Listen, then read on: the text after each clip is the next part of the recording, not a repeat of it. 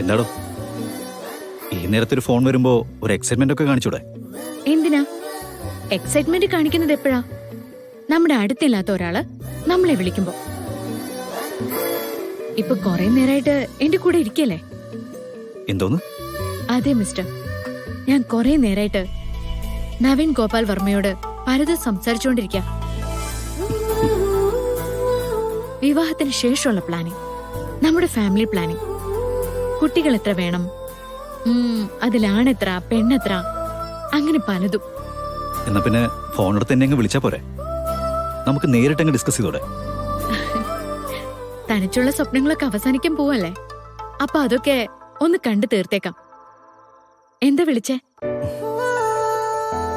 അതെ, ഒരു കൺഫ്യൂഷൻ. നാളെ ഏതാ ഡ്രസ് ഇടണ്ടേ?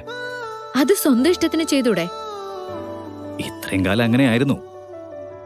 പക്ഷേ ഡ്രസ് സെൻസ് ഉള്ള ഒരാൾ കയ്യെത്തും ദൂരം ഉള്ളപ്പോ നമ്മളത് മിസ്സാക്കരുതല്ലോ. പറയ്.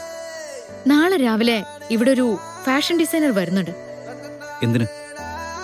ഗാഥാ ശ്രീനിവാസന്റെ ഫംഗ്ഷൻ വെച്ചാ ചെറിയ കാര്യമാണെന്നാണോ മോൻ മനസ്സിലാക്കി വെച്ചിരിക്കുന്നത്? എനിക്കുള്ള ഡ്രസ്സും കൊണ്ടാ ഡിസൈനർ വരുന്നത്. മമ്മി കുറച്ചു മുന്നേ എന്നോട് ആ കാര്യം പറഞ്ഞതേ ഉള്ളൂ. ഓ, അപ്പൊ താനങ്ങ് വെട്ടിത്തിളങ്ങും, ഞാൻ താഴെ പോവല്ലേ? അല്ലല്ലോ, ഡിസൈനർ വന്ന് ഡ്രസ്സ് കാണിച്ചാ ഞാൻ ആദ്യം ചെയ്യുന്നത് എന്താണെന്നറിയോ? ഒരു വീഡിയോ കോൾ വിളിച്ച് അത് ഞാൻ കാണിച്ചു തരും. അതിന് യോജിക്കുന്ന ഡ്രസ്സ് നവൻ സെലക്ട് ചെയ്ത് എടുത്താ മതി.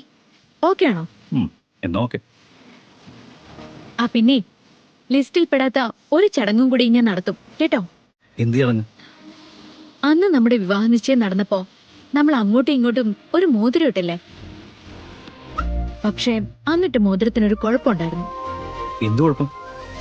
അന്ന് മോതിരിട്ടപ്പോ അമ്മയെ ബോധിപ്പിക്കാൻ വേണ്ടി മാത്രമായിരുന്നു, ഒട്ടും താല്പര്യമില്ലാതെ.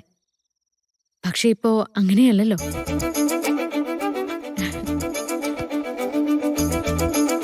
നവീൻ നന്ദഗോപാൽ വർമ്മയെ എനിക്ക് ഒരുപാട് ഇഷ്ടല്ലേ. അതുകൊണ്ട് ഞാൻ പുതിയൊരു മോതിരം വാങ്ങും, അതങ്ങിട്ട് തരും. അങ്ങനെയാണെങ്കിലേ ഞാനും തന്നെ ഒട്ടും അറിയാതെയാ ആ മോതിരം ഇട്ടത്. അതങ്ങ് ഉപേക്ഷിച്ചേക്കാം.